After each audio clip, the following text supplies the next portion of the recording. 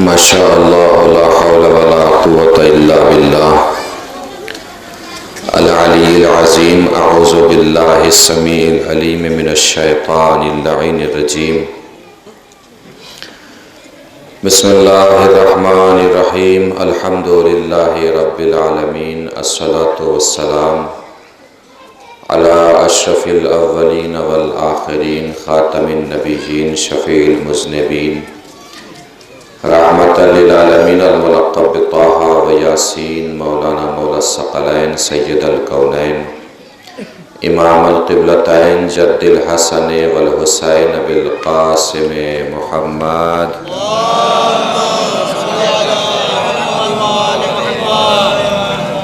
व अला आलिहि तय्यबीन अत्ताहिरीन अल मासूमीन अल मज़लूमीन अल मुंतख़बीन अल मुंतजबीन अल गुर्रिल मयामीन वलानतुल्लाहि दाइमतुल बाक़ियतु अला अअदाइहिम व क़तलतिहिम व ग़ासिबि हुक़ूक़िहिम व मुनकिरि फ़ज़ाइलिहिम व मसाइबिहिम मिनल आना इला क़ियामि यौमिद्दीन।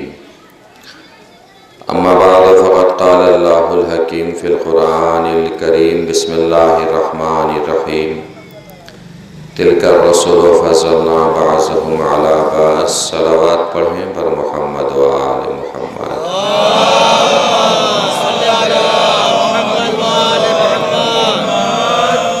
माइक थोड़ा पीछे कर दें इसको, हल्का सा।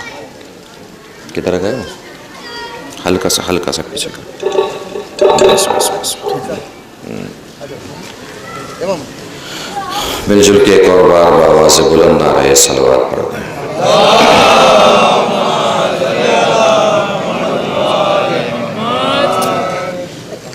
तारीख़ अंबिया और मकाम अहले बैत के उन्वान से आप हज़रात की खिदमत बाबरकत में मुसलसल गुफ्तगू की सआदत हासिल कर रहे हैं। चौथा मरहला है और आज गुफ्तगू होगी जनाब मूसा अलैहिस्सलातु वस्सलाम की। जनाब मूसा का आगाज़ हयात मिलता जुलता है जनाब इब्राहीम के आगाज़ हयात से। जनाब मूसा की विलादत उस ज़माने में हुई है जब मिस्र पर फ़िरऔन का कब्ज़ा था। मिस्र के सारे बादशाह अपने आप को फ़िरऔन ही कहा करते थे। असल में जनाब मूसा के ज़माने में जो फ़िरऔन था उसका नाम वलीद इब्ने मुसअब था, जो अपने आप को फ़िरऔन कहा करता था। जैसे नमरूद ने ख्वाब देखा ऐसे ही फ़िरऔन ने भी ख्वाब देखा था कि फ़िलिस्तीन की तरफ से एक आग आ रही है जिसने मिस्र को जला के राख कर दिया है। नुजूमियों को ख्वाब बताया। नुजूमियों ने कहा कि बनी इसराइल में एक बच्चा पैदा होने वाला है जो तेरी हुकूमत को ख़त्म कर देगा। ये दो कबीले थे, बनी इसराइल और कब्ती। फ़िरऔन कब्ती था और जनाब मूसा बनी इसराइल से थे। इन दोनों कबीलों की वैसे भी आपस में नहीं बनती थी और फ़िरऔन बनी इसराइल पर बनी इसराइल होने के सबब बहुत ज़्यादा मज़ालिम ढाया करता था, बहुत ज़्यादा जुल्म किया करता था। अलैहिस्सलाम। आइए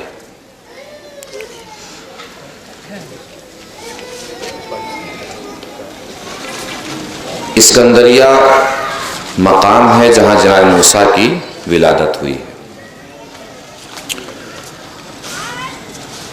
बता दिया नुजूमियों ने कि एक बच्चे की विलादत बनी इसराइल में होगी कि जो तेरी हुकूमत को ख़त्म कर देगा।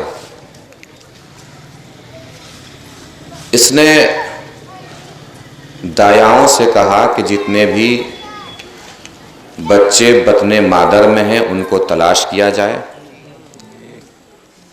और जालिम और जाबिर सिपाही और फौजियों से कहा कि उनको बतने मादर ही में ख़त्म कर दिया जाए और अभी जो बच्चे पैदा हुए हैं उनको भी ख़त्म कर दिया जाए। एक साल में 70-70 हज़ार बच्चे कत्ल होने लगे, ज़िबा होने लगे। फिर ऐसा हुआ कि मिस्र में ताउन की वबा फैल गई।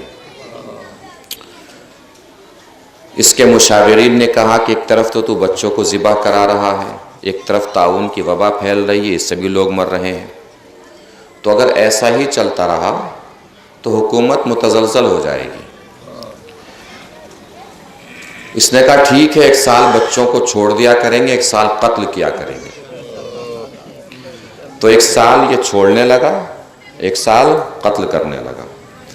जनाब हारून की विलादत उस साल में हुई जिस साल बच्चों को छोड़े जाने का साल था, और जनाब मूसा की विलादत उस साल हुई जिस साल बच्चों को कत्ल किए जाने का साल था।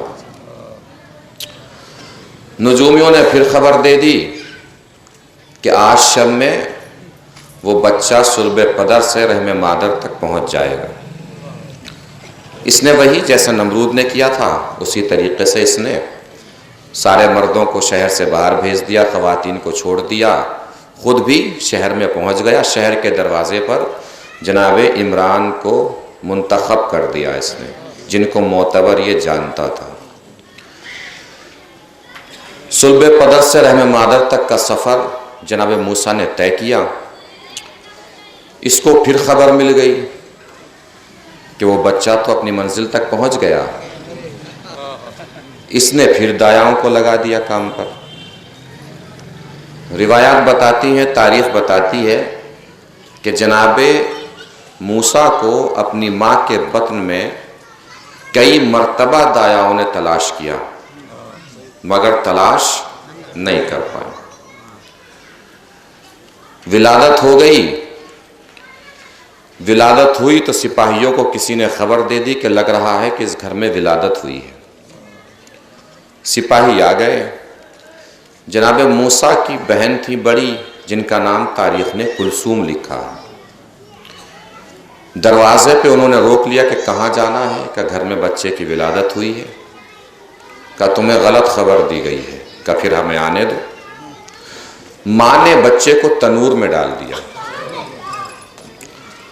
और कनीज ने तनूर को रोशन कर दिया। उसे खबर नहीं थी कि इसमें बच्चा है। सिपाहियों ने देखा, तलाश किया, जाहिर सी बात है बच्चा तो तनूर में था और वहां आग रोशन थी, जहन भी उधर नहीं गया। सिपाही वापस चले गए। माँ पहुंची तो देखा कि तनूर आग की जगह फूलों से महक रहा है और बच्चा मुस्कुरा रहा है। महसूस फरमाया आपने, सिपाहियों का पहरा था, फौजियों का पहरा था, काहिनों का पहरा था, नजूमियों का पहरा था, तेग तीर तबर तलवार का पहरा था, फिर भी अल्लाह को अपने हादी को भेजना था तो भेज दिया। सारे पहरे रखे रह गए, अल्लाह का हादी दुनिया में आ गया। अब आप इसको इस तरीके से महसूस कर सकते हैं, अगर महसूस करना चाहें, कि अल्लाह ने माँ के बत्न में ही मूसा को छुपा दिया।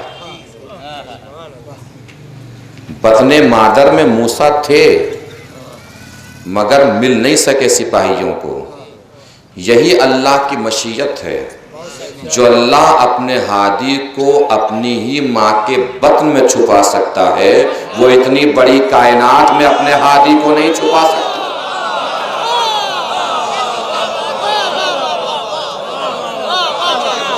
यही इलाही मशीयत है, यही इलाही मसलहत है। अब जनाब मूसा की माँ परेशान हुई कि तो सिपाही रोज ही आते जाते रहेंगे, कितने दिन तक इस तरीके से छुपाते रहेंगे। इल्हाम इलाही हुआ मूसा की माँ पर कि एक संदूक लो, उसमें मूसा को रखो और दरियाए नील के हवाले कर दो। बनी इसराइल ही का एक फर्द था, नज्जार, लकड़ियों का काम करता था। उससे संदूक बनवाने के लिए मूसा की माँ चली गई।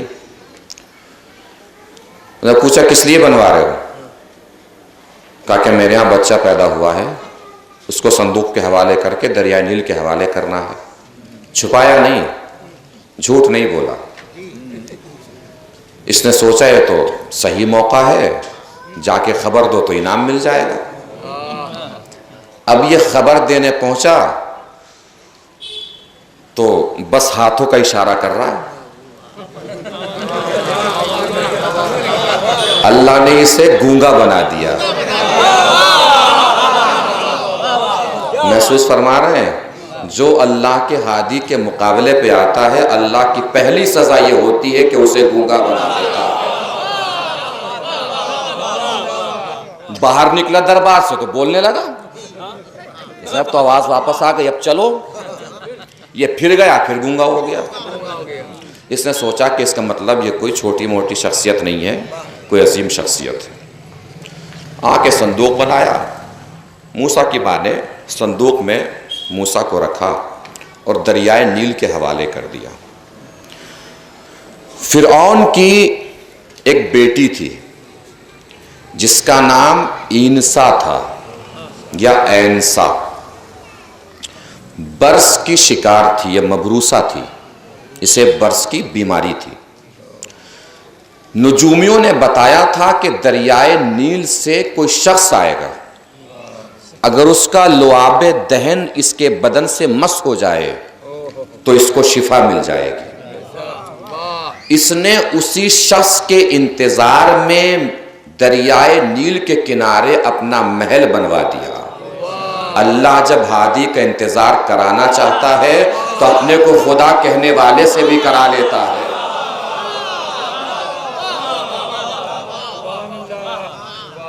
जनाबे मूसा संदूक में चले। तारीख बताती है कि हवा का रुख मुख्तलिफ था, संदूक का रुख मुख्तलिफ था। मौजें अलग सिमत जा रही थीं, संदूक अलग सिमत जा रहा था। मूसा ने बताया, जो मौजों के इशारों पर चले वो अल्लाह का हादी नहीं होता, जो मौजों का रुख मोड़ कर चले वो अल्लाह का हादी होता। चलिए, कनीजों ने देखा कि संदूक आया है, संदूक निकाला, देखा कि खूबसूरत बच्चा।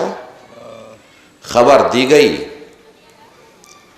फिरौन की बीवी जो मोमिना थी, बनी इसराइल से थी, आसिया बिनते मुज़ाहिम। जनाबे आसिया ने बच्चे को आगोश में लिया। वहीं पे फिरौन की बेटी भी खड़ी थी, उसे प्यार आया तो उसने भी आगोश में लिया। हंसते खेलते हुए मूसा का लुआब दहन जैसे ही उसके हाथों से टकराया वो शिफायार हो गई, बर्स खत्म हो गया। आसिया बिनते मुज़ाहिम को प्यार आया, कनीज़ों से पूछा कि बच्चा कहाँ मिला? का दरिया में पेड़ों के दरमियान में संदूक रुका हुआ था या फंसा हुआ कह लीजिए। अबरानी जबान में मुंह कहते हैं दरिया को और सा कहते हैं दरख्त को। चूंकि दरख्त और दरिया के दरमियान से बच्चा मिला था, इसलिए आसिया बिनते मुज़ाहिम ने नाम मूसा रख दिया। दरिया और दरख्त के दरमियान से जनाब मूसा मिले थे, इसलिए नाम क्या रखा गया? मूसा रखा गया। अब आ तो गए हैं। साथ में जब मूसा का संदूक चल रहा था तो जो आपकी बहन थी जिनका नाम कुलसूम बताया गया है, वो भी संदूक को देखते देखते दरबार तक पहुंच गई थी। नहीं तवज्जो फरमाई। अल्लाह किसी भी जमाने में जब फिरौन को डुबोना चाहता है तो भाई और बहन का काफिला ही दरबार तक जाता है।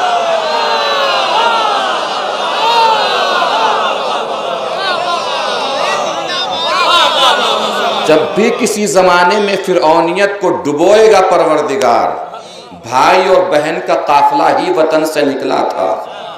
फिरौन को डुबोना था, मूसा और कुलसूम का काफिला लिखना, यजीद को सिर्फ डुबोना नहीं था, लानती बनाना था। हुसैन और ज़ैनब का काफिला मदीने से निकला था। पहुंच गए जनाब कुलसूम, जनाब मूसा पहुंच गए। अब रिस्क का एहतमाम करना है, खाना पीना कुछ होना चाहिए। सारी खवातीन को जमा कर लिया गया कि जो भी बच्चे के लिए रिस्क मुहैया कर सकती थी। जनाब मूसा किसी की तरफ रुख अपना कर ही नहीं रहे हैं।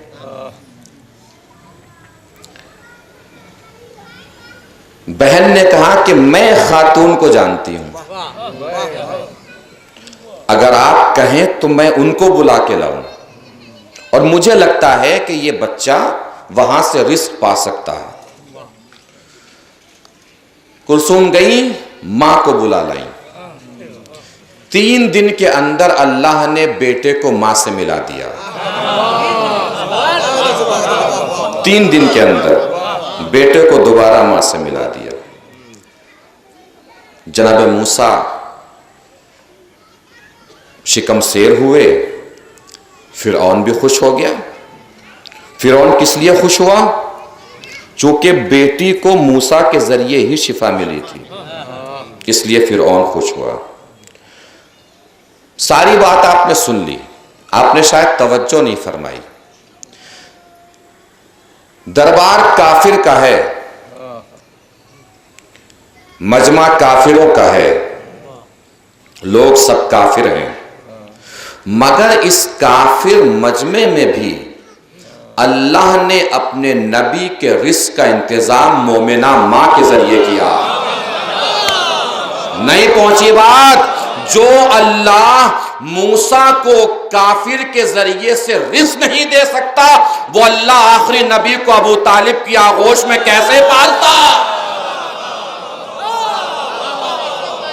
आगोश में पलना दलील है कि कुफ्र का दूर दूर तक कोई शायबा नहीं पाया जाता।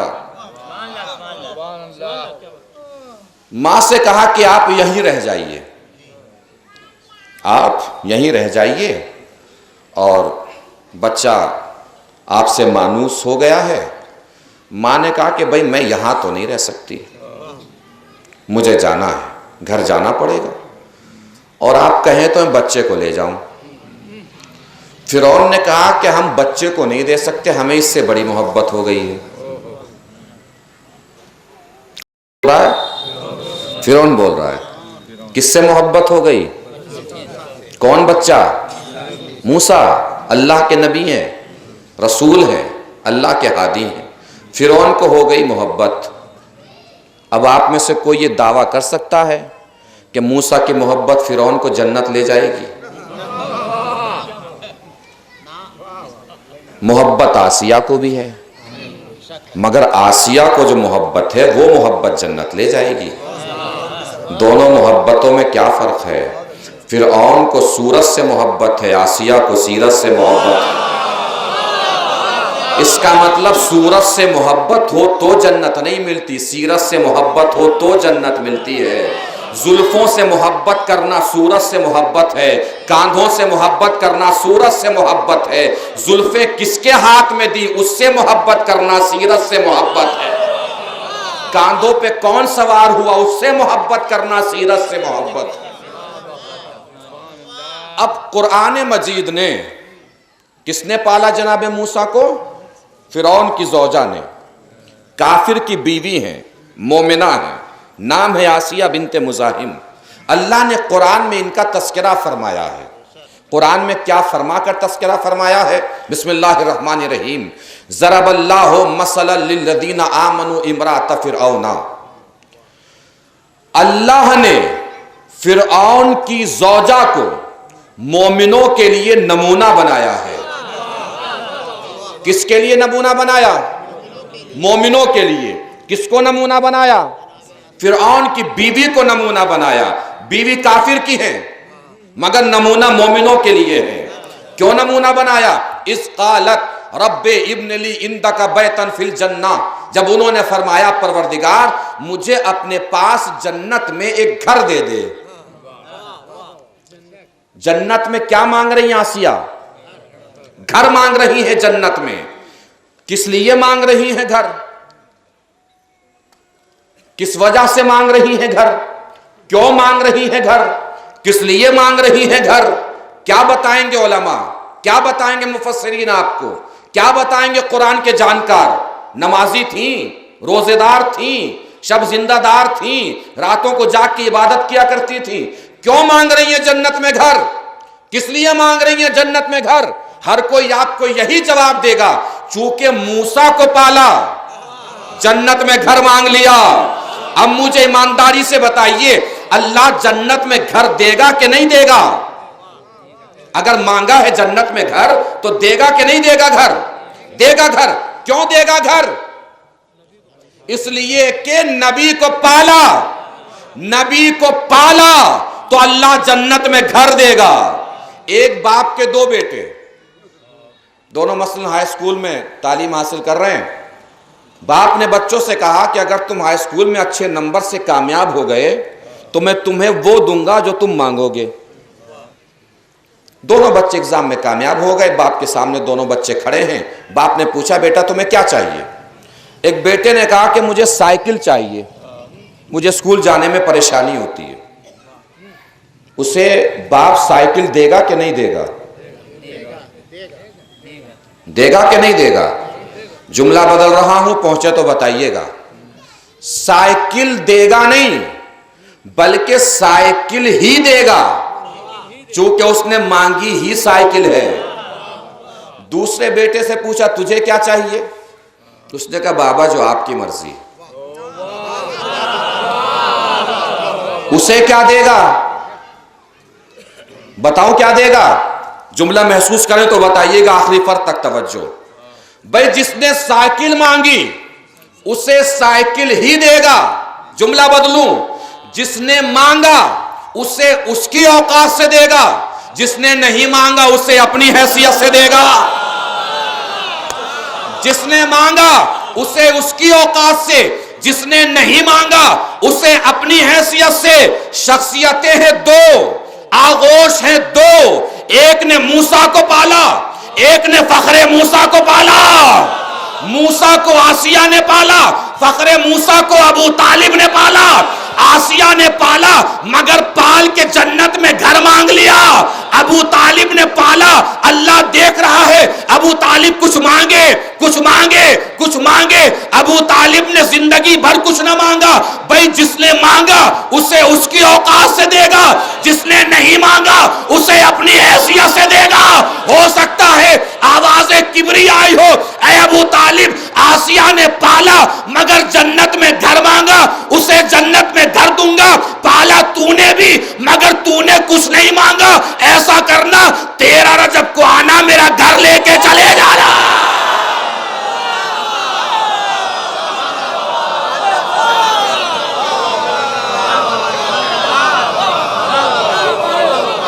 एक सलावत पढ़े मिलजुल के बर मोहम्मद व आले मोहम्मद।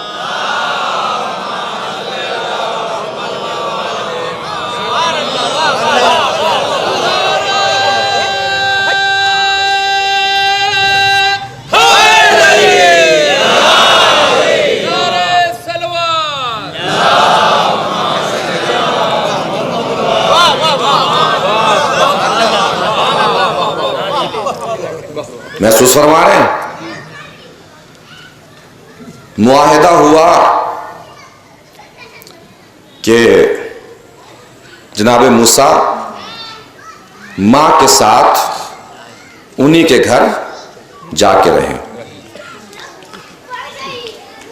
जब तक बच्चा मां के ऊपर डिपेंड होता है, उस उम्र तक जनाब मूसा मां के साथ रहे। वापस आ गए, 2-3 साल की उम्र थी। जनाब आसिया के आगोश में पलने लगे। कई मौके पर फिरौन ने चाहा कि कत्ल कर दें, उससे इश्तिवा तो हो रहा था। कभी थप्पड़ खा के सोचता कि कत्ल कर दें। अब आप महसूस करेंगे मेरी बात को, 3 दिन के अंदर जनाब मूसा भी दरबार फिरौन में है, बहन भी दरबार फिरौन में है, मां भी दरबार फिरौन में है। तवज्जो फरमाइए, अल्लाह बातिल के ही महल में हक का लश्कर तैयार कर रहा है और किसी को खबर भी नहीं हो रही है कि यही हक का लश्कर तैयार हो रहा है। महल बातिल का है, लोग बातिल के हैं, फिर औनियत फैली हुई है और हक का लश्कर तैयार हो रहा है। मूसा वहीं पलते रहे। ज़ौजा मोहब्बत करती थी, बहन मोहब्बत करती थी, तो फिरौन भी करता ही था, साथ साथ लिए घूमता था। 2 चीजें थी, डर भी था क्या लग रहेगा तो कहीं मेरे खिलाफ प्लान करना ना शुरू कर दे, साथ साथ लिए घूमता था। एक दिन चला गया, जनाब मूसा को दरबार से निकलने में देर हो गई, महल से निकलने में अकेला निकल गया फिरौन। जनाब मूसा पूछते पूछते फिरौन को चलने लगे। बाजार से गुजरे, बाजार से गुजरे तो देखा 2 लोग लड़ रहे हैं, आपस में लड़ाई हो रही है। एक कप्ती था जो फिरौन का बावर्ची था, एक बनी इसराइल से था जो कि सामरी था। सामरी को तो आप सब लोग जानते हैं ना, ये वही सामरी जो बाद में आएगा, अगर वहां तक तारीख पहुंची तो। ये सामरी था जो बनी इसराइल से था, और कप्ती जो था वो फिरौन के खानदान से था और फिरौन का बावर्ची था। दोनों में लड़ाई हो रही है। मूसा ने कहा कैसा शोर है, कैसा हंगामा है?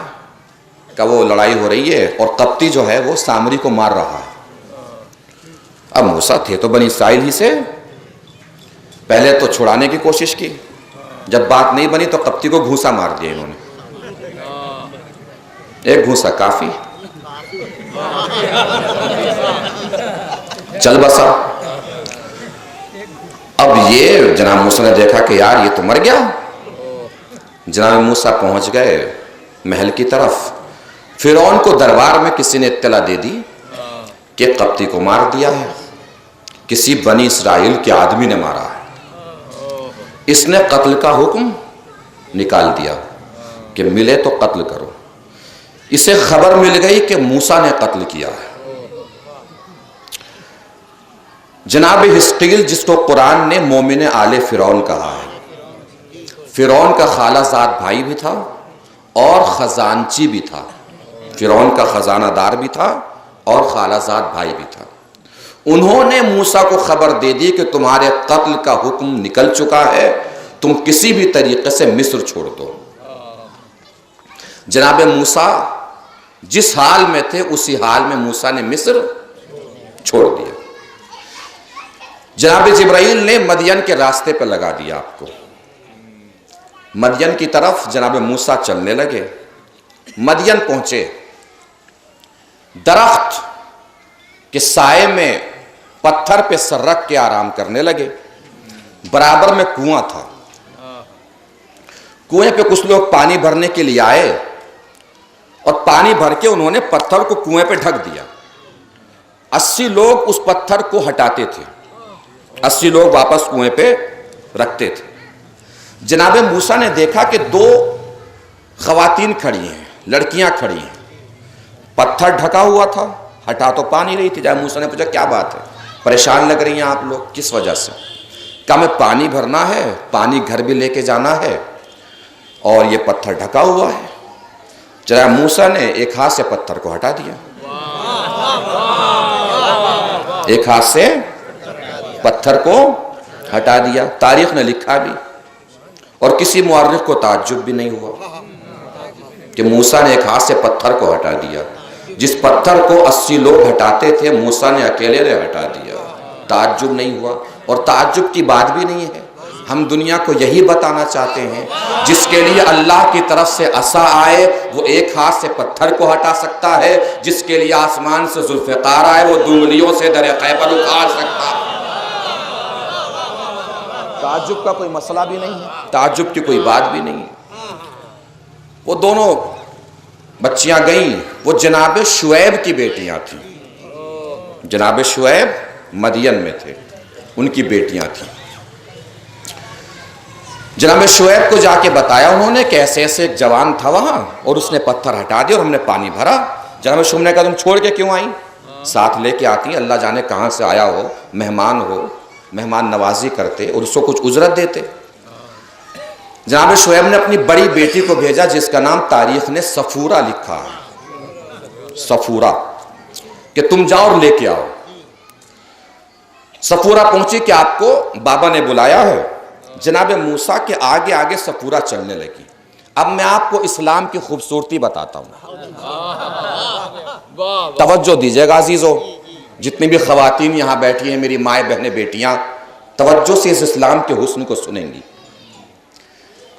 जनाब मूसा के आगे सफूरा चलने लगी। मूसा ने कहा कि तुम पीछे आओ, हम आगे चलेंगे। जनाब मूसा आगे आगे चलने लगे।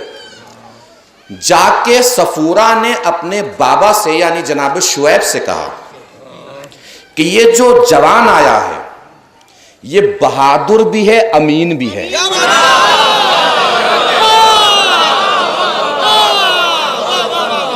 इस्लाम की खूबसूरती समझें तो बताइएगा कि ये बहादुर भी है, अमीन भी है, खाइन नहीं है, खयानतकार नहीं है। बाप ने पूछा तुम्हें कैसे पता लगा? कहा कि बहादुर है वो तो पत्थर हटाने से पता लगा, अमीन है इस बात से पता चला कि मुझे अपने आगे नहीं चलने दिया। मुझसे कहा कि पीछे चलो, ये मेरी माएं बहनें बेटियां जितनी भी बैठी हैं यहां महसूस करेंगे इस्लाम की खूबसूरती को। इस्लाम जो कहता है ना कि मर्द को आगे चलना चाहिए, औरत को पीछे चलना चाहिए, इस वजह से नहीं कहता कि औरत के मर्तबे को कम समझता है या मर्द के मर्तबे को ज्यादा समझता है, नहीं, बल्कि इस्लाम चाहता है कि मर्द की निगाहों से भी औरत के पाकीज़ा बदन को कोई नुकसान न पहुंचे।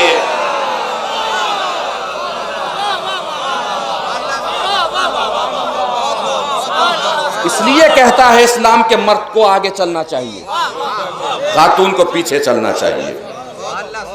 इस्लाम गैरतदार मजहब है। इस्लाम नहीं चाहता कि मर्द की गुनाहगार निगाहें भी औरत के पाकीज़ा बदन की तौहीन करें। इसलिए चाहता है इस्लाम के खातून पीछे चले, मर्द आगे चले। जनाब शुएब बहुत ही ज्यादा जनाब मूसा की अकीदत जागी दिल में। कहा क्या आप ऐसा करें कि हमारे जो जानवर हैं उनको चराया करें, अगर आप चराएंगे, मुआहदा हुआ 12 साल या 14 साल का, अगर आप चराते रहेंगे तो यही मेरी बेटी सफूरा का महर करार पाएगा और हम अपनी बेटी सफूरा से आपकी शादी कर देंगे। सफूरा से आपकी शादी हो गई। जब मुआहिदा का साल तमाम हुआ, जब मूसा ने कहा कि मुझे इजाजत दीजिए कि मैं मिस्र की तरफ जाऊं, देखूं वहां क्या हाल है। मदियन से मिस्र की तरफ जनाब मूसा जनाब सफूरा के साथ बढ़ रहे थे। रास्ते में वादी मुकद्दस तुआ से आपका गुजर हुआ। जनाब सफूरा को तकलीफ महसूस हुई। जनाब मूसा ने देखा कि पहाड़ के ऊपर आग रोशन है, सोचा कि जाएं और वहां से मदद हासिल करें। तुआ वो इलाका है जिसमें ये पहाड़ था, जिसको कोहे तूर कहते हैं। वो इलाके को तुआ बोलते हैं, पहाड़ को तूर बोलते हैं। जनाब मूसा चलने लगे। दरख्त जिसमें से नूर निकल रहा था उसमें से आवाज आई, ऐ मूसा अपनी नालें उतार दीजिए, आप वादी मुकद्दस तुआ में हैं। नालें उतारिए, आप वादी मुकद्दस तुआ में हैं। मूसा ने नालें उतारी। फिर आवाज आई, ऐ मूसा अब फिरौन की तरफ जाइए और खुल के ऐलाने तबलीग कीजिए, खुल के तबलीग तौहीद कीजिए। फिरौन को बताइए कि वो गुमराही के रास्ते पर है, उसे हक के रास्ते पर लेकर आइए। जनाब मूसा ने फरमाया, परवरदिगार ये काम तो मैं कर दूंगा, मेरा एक काम तू भी कर दे। क्या बताइए? जनाब मूसा ने फौरन फरमाया, वजअल्ली वज़ीरम मिन अहली हारून अखी। परवरदिगार ये काम मैं अकेले नहीं कर सकता, मेरे भाई हारून को मेरा वजीर बना दे। वजअल्ली वज़ीरम मिन अहली हारून अखी, मेरा भाई है, हारून है, मेरे ही अहल से है, उसको वजीर बना दे। मूसा नाम भी खुद बता रहे हो, रिश्ता भी बता रहे हो, मनसब भी बता रहे हो, खुद ही बना लो। मूसा शायद जवाब दे, नाम भी बता सकता हूं, रिश्ता भी बता सकता हूं, मनसब भी बता सकता हूं, बना नहीं सकता। वजीर और खलीफा जब भी बनाएगा अल्लाह ही बनाएगा, खुदा ही बनाएगा।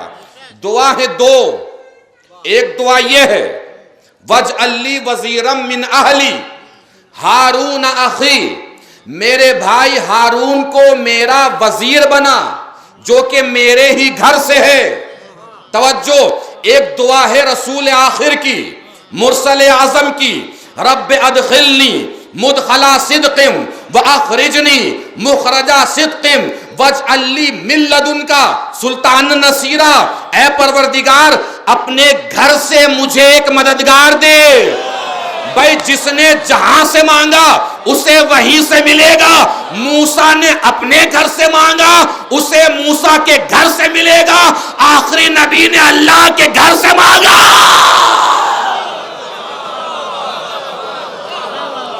आखिरी रसूल को अल्लाह के घर से मिलेगा। मूसा ने मांगा वजीर, नबी ने मांगा नसीर। मूसा को वजीर मिलेगा, नबी को नसीर मिलेगा।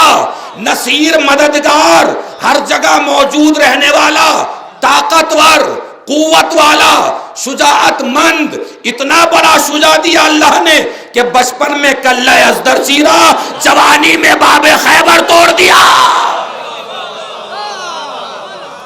कितना बड़ा शहंशाह, कितना बड़ा ताकतवर, कितना बड़ा शुजा मिला आखिरी रसूल को।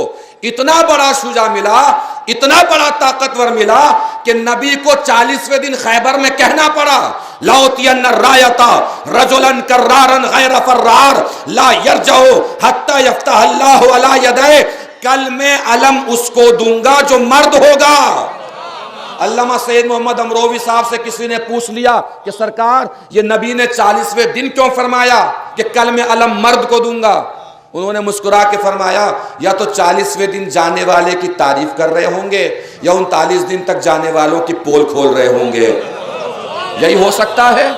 40वें दिन, 39 दिन तक जो गए हैं खैबर के मैदान में, आगे जाते थे, पीछे पलट पलट के देखते रहते थे कि लश्कर भी आ रहा है कि नहीं आ रहा है, कहीं हमें चढ़ा के तो आगे नहीं भेज दिया इन्होंने।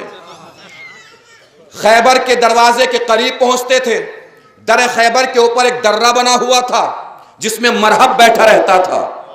मरहब का बस इतना काम था कि झांक के देखता था। जैसे ही झांक के देखता था, अलम लाने वाला ऐसे आता था, मरहब को देखता था, यू टर्न लेके वापस साफ, और सीधे रसूल के पास। कोई जंग वंग हुई, कुछ हुआ का नहीं। सरदार कहता था लश्कर भागा, लश्कर कहता था सरदार भागा। आखिर में तय ये करार पाता था, ना लश्कर भागा ना सरदार भागा, घोड़ा लेके भाग गया था। ये तारीखी हकीकत है, घोड़ा लेके भाग गया था। 40वें दिन अली निकले, पीछे पलट के देख ही नहीं रहे हैं कि लश्कर आ रहा है कि नहीं आ रहा है, चूंकि अली तन्हा ही लश्कर है। अली पहुंचे, मरहब ने फिर झांक के देखा। जैसे ही मरहम ने झांक के देखा, अली ने अलम को पत्थर में गाड़ा। मरहब ने सोचा कि 39 दिन तक आने वाले और थे, 40वें दिन आने वाला और है। मरहब ने घबरा के नुजूमी को देखा, नुजूमी ने आसमान को देखा, नुजूमी ने बताया हुआ था मरहब को कि किसी भी जंग में कभी तुझे शिकस्त नहीं होगी, कभी तुझे हार नहीं मिलेगी। क्योंकि आसमान पे एक सैयारा है जिसके चारों तरफ सितारा घूम रहा है, उस सितारे का एक चक्कर 2500 साल में पूरा होता है। जब तक उसका चक्कर मुकम्मल नहीं होगा यहूदियत को किसी मैदान में शिकस्त नहीं होगी। मरहब यहूदियत का निशान था तो मरहब को भी शिकस्त नहीं होने वाली है। नुजूमी ने मरहब से मुस्कुरा के कहा घबराने की जरूरत नहीं है, चक्कर कभी कभी जल्दी भी पूरा हो जाता है। और जब वो सितारे का चक्कर पूरा होता है जमीन के सारे पत्थर मोम बन जाते हैं। इसको आसमानी कोई इल्म होगा, इसको पता होगा कि सितारे का चक्कर पूरा हो गया है, पत्थर मोम बन गया है, तो इसने अलम को पत्थर में नहीं गाड़ा बल्कि सितारे के इशारे पर मोम में गाड़ा, सितारे के इशारे पर मोम में गाड़ा, सितारे के इशारे पर मोम में गाड़ा। अली के कान में नुजूमी की यह बात पहुंची, अली ने अलम निकाला फिर गाड़ा, निकाला फिर गाड़ा, निकाला फिर गाड़ा। नुजूमी की निगाहें कभी अली के हाथ पर कभी सितारे पर। नुजूमी ने देखा अली अलम को पत्थर में गाड़ते हैं, सितारे का चक्कर पूरा हो जाता है, अलम निकालते हैं, सितारा अपनी जगह पे पलट के वापस आ जाता है। नुजूमी ने घबरा के कहा इसके मुकाबले पे न जाना, ये सितारों के इशारे पर नहीं, सितारे इसके इशारे पर चल रहे हैं।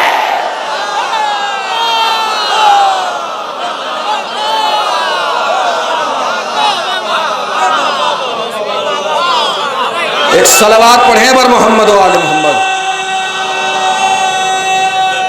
हैदरी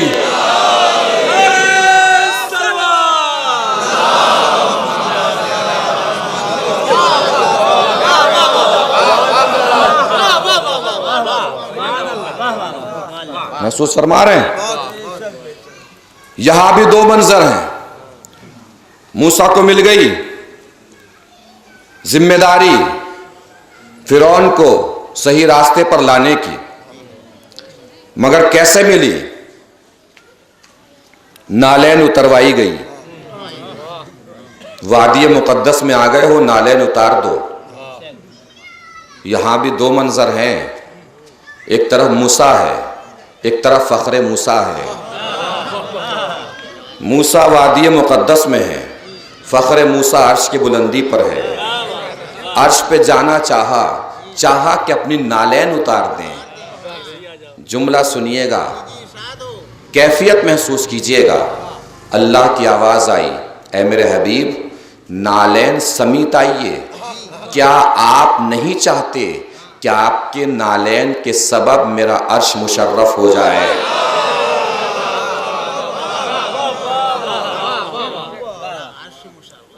रसूल नालैन समेत अर्श की बुलंदी पर हैं। सबसे बुलंदी पर है रसूल की नालैन।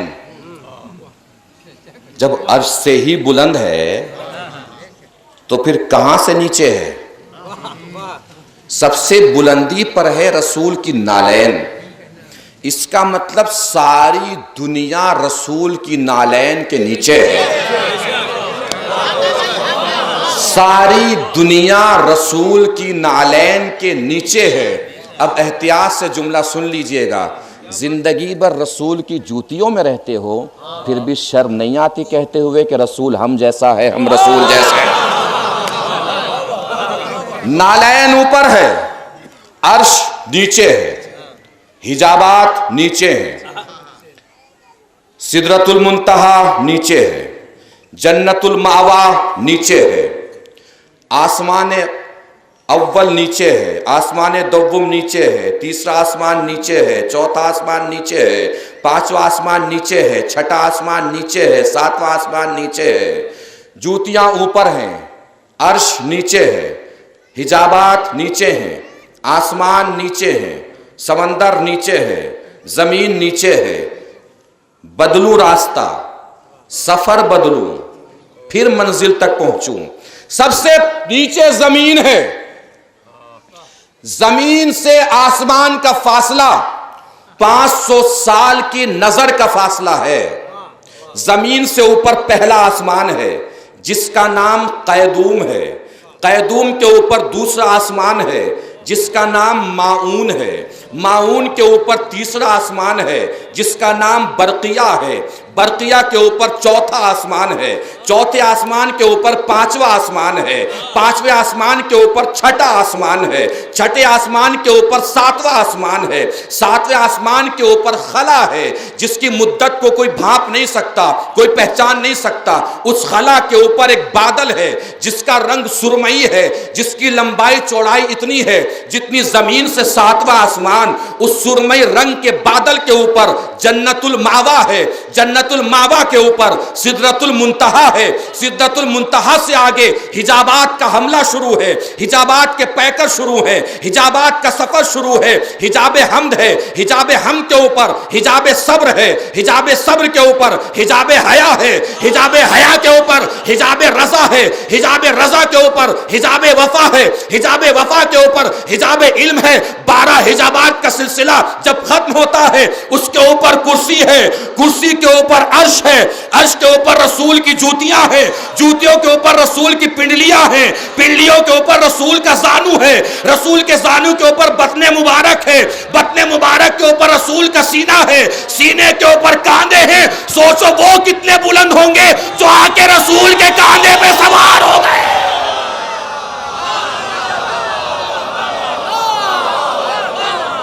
एक सलावत पढ़े मिलजुल के बर मोहम्मद व आले मोहम्मद।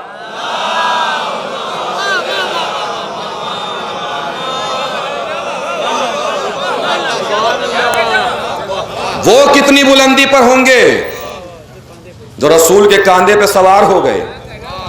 हुए कि नहीं हुए कांधे पे सवार? 2 शख्सियतें नजर आती हैं जो रसूल के कांधों पर सवार हुई।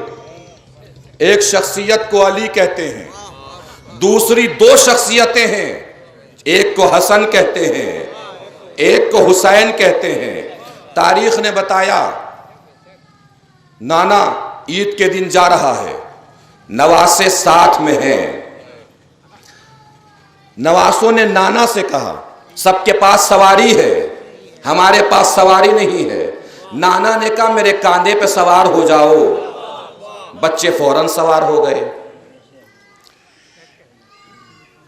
आप ये सोचिए कि किस वजह से कहा हसनैन ने कि सबके पास सवारी है, हमारे पास सवारी नहीं है, और नाना ने कहा मेरे कांधे पे सवार हो जाओ। मैं कह भी दूंगा, आप सुन भी लेंगे, मगर कभी सोचिए कि मैदान अमल में इतना आसान नहीं है। आपके साथ आपके बच्चे जा रहे हो ईदगाह की तरफ ईद की नमाज पढ़ने के लिए, वो बच्चे कहें सब तो बाइक से आ रहे हैं, हमारे पास बाइक ही नहीं है। उन बच्चों से कहिए मेरे कांधे पे सवार हो जाओ, बच्चे हो जाएंगे सवार? आप तो मेरा मुंह मारे हैरत कैसे ताक रहे हैं जैसे आपके बच्चे शरीफ हैं। नहीं सवार होंगे, खिलाफ फितरत बात है। या घर से उठा के लाइए कोई गाड़ी या बाइक, या किसी बाइक वाले से कहिए मेरे बच्चे को ले जाओ, या उसे बहलाइए किसी और तरह से। इतना आसान नहीं है कि आप कहेंगे बच्चों से फौरन बच्चे सवार हो जाएंगे। मगर यहां क्या हो रहा है? नाना सबके पास सवारी है, हमारे पास सवारी नहीं है। नाना ने कहा मेरे कांधे पे सवार हो जाओ, बच्चे फौरन सवार हो गए। आपको ऐसा महसूस नहीं हो रहा है कि जो बच्चों ने कहना चाहा नाना समझ गया? तवज्जो, जो बच्चों ने कहना चाहा नाना समझ गया। बच्चों ने कहना क्या चाहा नाना समझा क्या? अगर आप भी समझ जाएं तो मुझे समझा दीजिएगा। और समझाना कैसे है ये आपको समझाने की जरूरत ही नहीं है भाई। असल में वाकया ईद के दिन से शुरू नहीं हुआ, ईद की रात से शुरू हुआ, जब जन्नत से लिबास आया। बच्चे जन्नत का लिबास पहन के चले।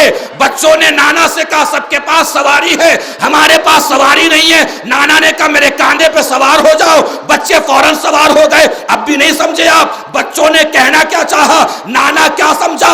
भाई बच्चे जन्नत का लिबास पहन के चले, बच्चे जन्नत का लिबास पहन के चले, बच्चे जन्नत का लिबास पहन के चले। बच्चों ने नाना से यही तो कहना चाहा नाना जब लिबास इस शान का है तो सवारी भी इसी शान की हो।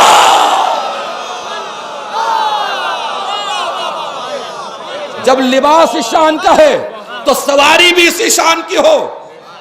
रसूल लेकर चले, एक साहब आगे बढ़े, तारीख ने उन साहब का नाम भी लिखा है, मगर हर नाम लेना मिंबर से जरूरी नहीं होता। उन्होंने बढ़ के कहा नेमल मरकब, वाह कितनी अच्छी सवारी है। रसूल ने फरमाया हिम्मत करके थोड़ा सा ऊपर भी देख लीजिए, सिर्फ सवारी नहीं सवार भी अच्छे हैं। हमारे समाज में भी ऐसे बहुत से लोग होते हैं जिनका काम हर किसी से बहलना होता है, किसी से भी लिपट लेते हैं, किसी से बहलने लगते हैं। कभी कभी ऐसा होता है इनको इनसे बेहतर जवाब देने वाला कोई मैसर आ जाता है। जब इनसे बेहतर कोई जवाब देने वाला इन्हें मिल जाता है तो इनका एक तरीक़ा कार होता है, अब तक तवज्जो फरमाई हो तो तायीद फरमाइएगा, तवज्जो न फरमाई हो तो आइंदा तवज्जो फरमाने की कोशिश फरमाइएगा। जब इन्हें ऐसा लगता है कि हमसे बेहतर जवाब हमें मिल गया, ये फौरन बात को बदलने की कोशिश करते हैं, ऐसे हो जाते हैं जैसे हमने सुना ही ना हो। नहीं पहुंची बात। भाई साहब ने तारीफ में तो नहीं कहा था कि कितनी अच्छी सवारी है, तंज़ीह किया था। रसूल का जवाब बड़ा अजीम था, इन्होंने फौरन बात को बदला। या रसूलल्लाह आप थक जाएंगे, बच्चों को मुझे दे दीजिए, थक जाएंगे, बच्चों को मुझे दे दीजिए। अब रसूल का जवाब सहने तारीख में कयामत तक तहरीर रहेगा। जितनी जिसके दिल में रसूल की अजमत जलवा फिगन हो उतनी बुलंद ताकत से बताएगा, बुलंद हाथों से बताएगा। जवाब मेरा नहीं है, रसूल का जवाब है। जुमला में पढ़ दूंगा, इसके बाद देखूंगा कौन कौन कितनी बुलंदी पे जाके रसूल के जवाब को सलाम पेश करता है। जैसे इन साहब ने कहा ना या रसूल अल्लाह आप थक जाएंगे, बच्चों को मुझे दे दीजिए, रसूल ने पलट के जवाब में फरमाया बस आप रहने दीजिए, पता नहीं है फूल जिस पेड़ के हों उसी पे अच्छे लगते हैं।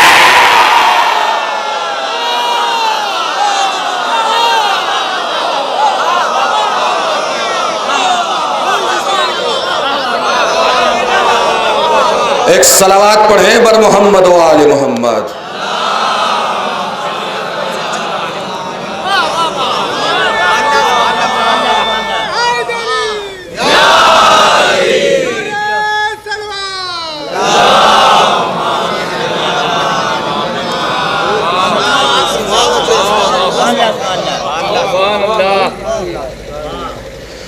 तारीख इसके आगे भी बहुत अभी बची हुई है।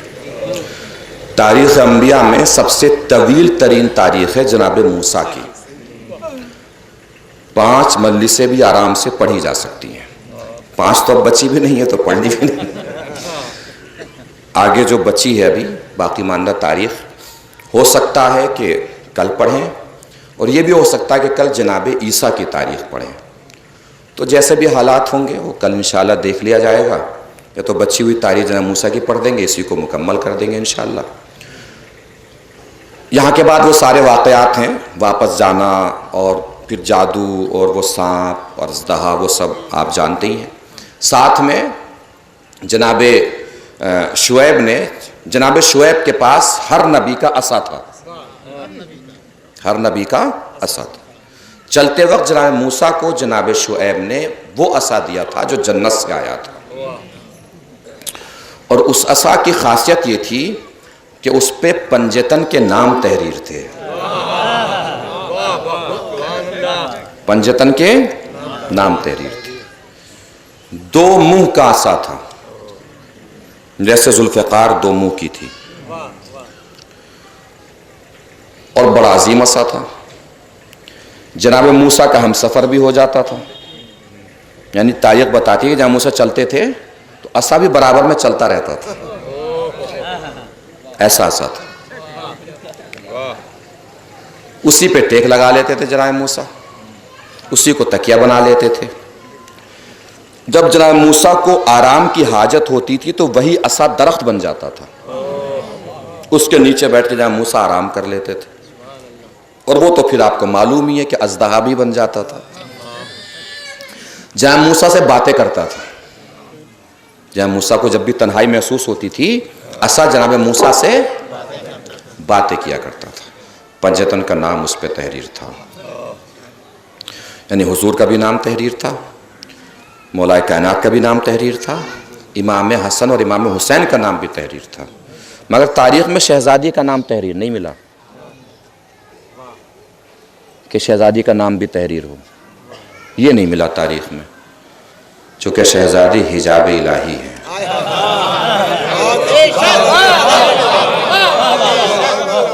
पर्दे को पर्दे ही में रखा जाता है। अल्लामा अज़हर हसन ज़ैदी साहब बड़े मशहूर ख़तीब हैं, उनके पास एक क्रिश्चियन आया, ईसाई। उसने कहा आप शहज़ादी फ़ातिमा की इतनी तारीफ़ बयान करते हैं, कुरान में उनका कहीं नाम ही नहीं है, और जनाब मरियम का नाम कई मकामात पर है। कहा तुम कई बादशाहों के दरबार में गए हो? कहाँ गया हूँ? कहा बादशाहों की आदत नहीं पता? कहा कौन सी आदत? कहा बादशाह अपने दरबार में कनीज़ों का नाम ले लेते, हरम का नाम नहीं लेते।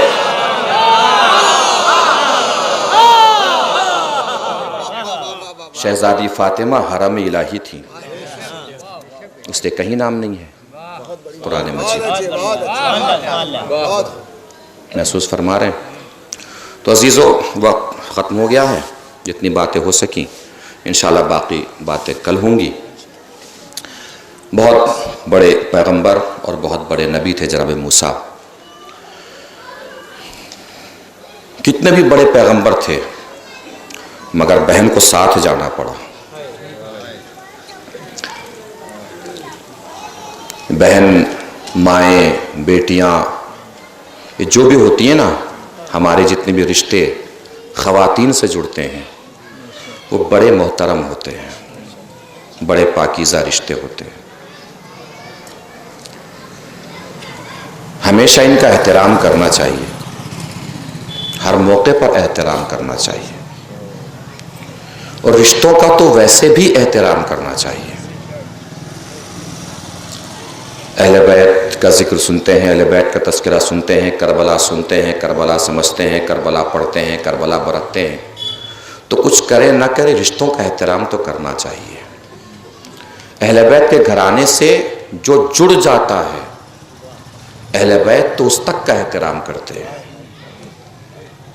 अहले बैत के घर में देखिए गुलामों का भी एहतराम है, कनीज़ों का भी एहतराम है।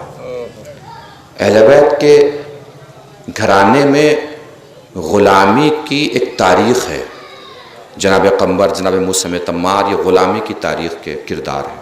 ऐसे कनीज़ी की भी एक तारीख़ है। जनाब फ़िज़ा कनीज़ी की तारीख़ का किरदार है। उसी किरदार में एक नाम अक्सर आप सुनते होंगे, और मैं 2 साल से मसाइब भी पढ़ रहा हूँ, जनाब शीरीं। कनीज़ी की तारीख़ का अजीम किरदार है। जनाब शीरीं जनाब शहरबानो की कनीज़ थी। इमाम हुसैन जनाब शहरबानो के पास बैठे थे, फरमाया कि शहरबानो तुम्हारी एक कनीज़ बड़ी मुत्तकी है, परहेज़गार है। बुलाया जनाब शहरबानो ने शीरीं से कहा आज से तुम आज़ाद हो। कहा मुझसे कोई गलती हो गई? कहा नहीं, गलती नहीं, जिसकी तारीफ़ मेरा मौला कर दे मुझ में हिम्मत नहीं है उसे अपनी कनीज़ बना के रखो।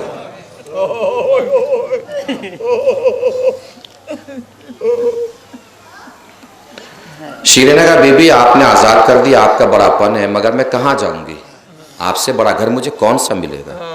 शीरीं वही रहती रही। कूफे के बाहर एक पहाड़ था जिसके ऊपर एक शख्स रहता था जिसका नाम हारिस था। हारिस मौला हुसैन का चाहने वाला था। मदीने आया, इमाम हुसैन ने शीरीं से फरमाया शीरीं मैं चाहता हूँ कि तुम्हारा अब्द हारिस से पढ़ दूँ। कहा मौला जो आपकी मर्जी।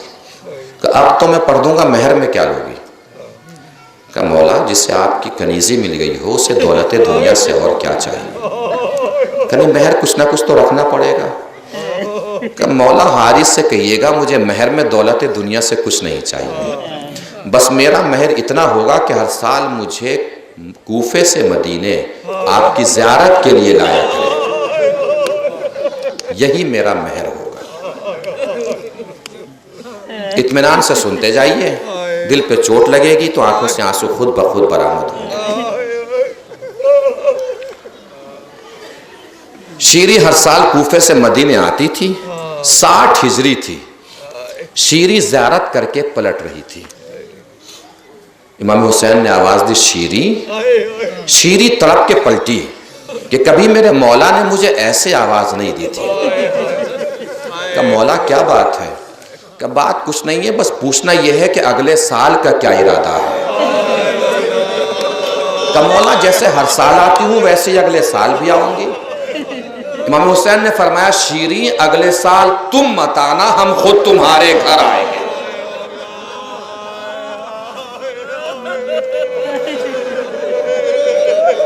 शीरी ने कहा मौला मेरे घर का तो मुकद्दर ही समर जाएगा, आसमान के फरिश्ते मेरे घर में आने लगेंगे। इमाम हुसैन ने फरमाया शीरी तन्हा मैं नहीं आऊंगा, मेरा भैया अब्बास भी आएगा, मेरा बेटा अली अकबर भी आएगा। शीरी ने कहा मौला मेरे घर के बाहर तो फरिश्तों की कतार लग जाएगी।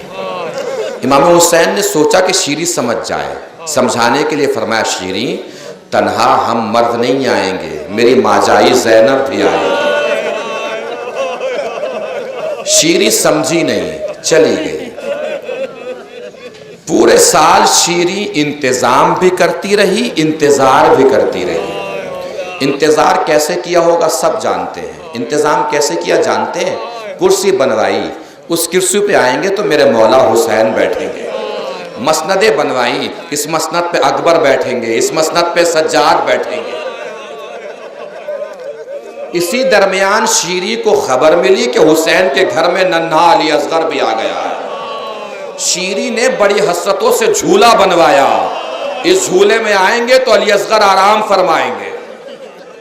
मुहर्रम की 13 या 14 तारीख रही होगी, कूफे के बाजार में शादियाने बजने की आवाज आने लगी। शीरी ने हारिस से कहा हारिस जाके देखो तो सही कहीं कूफे वालों को खबर तो नहीं हो गई कि मेरे मौला आने वाले हैं और वो इस्तकबाल में शादियाने बजा रहे हैं। हारिस गया, जैसे गया वैसे ही पलट के वापस आ गया। शीरी हमारे मौला तो नहीं आए, लेकिन हाँ कुछ कटे हुए सर हैं, कुछ बंधी हुई बीबियां हैं।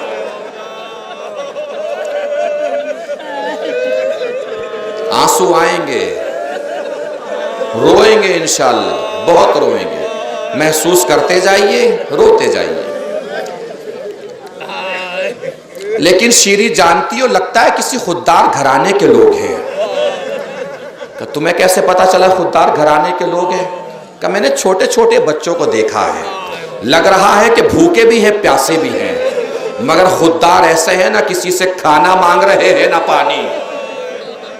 शीरी जल्दी से हुज्जे में गई, निकाल के खान लाई कि ले जाओ, इसमें खाना भी है पानी भी है, बच्चों को खिला भी दो पिला भी दो। अब जो हारिस पलटा तो हाथों का मंजर तो वही था, आंखों का मंजर बदल चुका था। शीरी ने तड़प के पूछा हारिस ये आंखों में आंसू कैसे? का शीरी तुम भी अपना दिल संभाल लो, कैदियों ने सवाल बड़ा अजीब किया है। क्या सवाल किया है कैदियों ने? कैदियों ने सवाल किया है कि घर जाके पूछ के आओ खाना सदके का है कि हदिये का। शीरी के सर से चादर सरक गई कि ये सवाल तो मेरे मौला के घर वाले कर सकते हैं। शीरी ने हारिस से कहा कि हारिस इजाजत है थोड़ी देर के लिए तुम्हारे साथ बाजार चलूं? शीरी बाजार आई, देखा एक जवान है जिसके हाथों में हथकड़ियां, पैरों में बेड़ियां, गले में खारदार तोप। करीब पहुंची, पूछा भाई आप लोग कहाँ के रहने वाले हैं? सज्जाद ने बड़ी आहिस्तगी से जवाब दिया बीबी हम लोग मदीने से आए हैं। मदीने का नाम सुना शीरी कभी तड़प के इधर दौड़ी कभी उधर। अचानक शीरी की नजर ज़ैनब पे पड़ गई।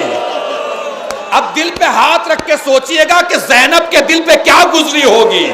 शीरी बढ़ी, उधर ज़ैनब ने बराबर में खड़ी हुई बीबियों से फरमाया बीबियों मुझे चारों तरफ से छुपा लो, कहीं शीरी मुझे पहचान न ले।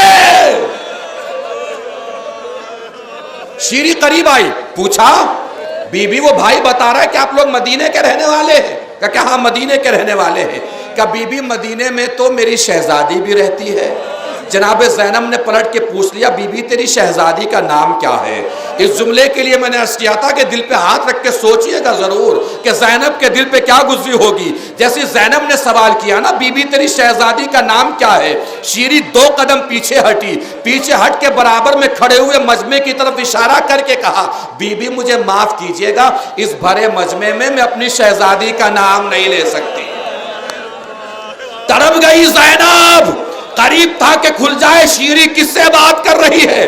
अचानक नो के नेजा पर सरे हुसैन ने कुरान की तिलावत करना शुरू की। शीरी इधर से पलटी, हुसैन के खून आलूद चेहरे के सामने खड़ी हो गई, हाथों को जोड़ के तिलावत कुरान सुने जा रही है, पहचान नहीं पा रही है। सरे हुसैन कुरान मजीद की तिलावत कर रहा है। थोड़ी देर बाद शीरी सरो सीना पीट के बोली, मौला में पहचान गई आप हुसैन है, मौला में पहचान गई वो अकबर का सर है, वो कासिम का सर है, वो असगर का सर है, वो मेरी शहजादी ज़ैनब, वो आपका लाल सज्जाद। आखिरी जुमला मसाइब तमाम मालूम है। शीरी ने क्या कहा सर हुसैन से? 2 कदम पीछे हटी, हाथों को जोड़ के अर्ज किया, मौला माफ कीजिएगा, अकबर का पुरसा बाद में दूंगी, कासिम का पुरसा बाद में दूंगी, असगर का पुरसा बाद में दूंगी, मौला पहले बस इतना बता दीजिए अब्बास कहाँ था? नामे अब्बास सुना, सरे हुसैन तड़पा, घोड़े की गर्दन की तरफ इशारा करके कहा, शीरी पहले अब्बास के बाजू कलम हुए, बाद में मेरा सर कलम हुआ, बाद में तेरी शहजादी की रिदा छिनी। शीरी देख मैंने वादा पूरा कर दिया, देख मैं तन्हा भी नहीं आया, अब्बास भी साथ है, अकबर भी साथ है, मेरी माजाई ज़ैनब भी साथ है।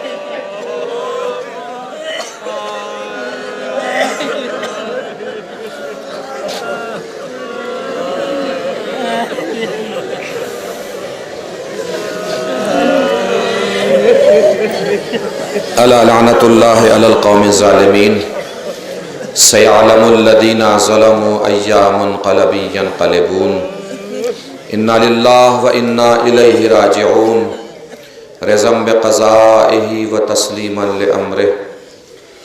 बारला हाज़रीन मजलिस की तमाम दिली मुरादों को पूरा फरमा।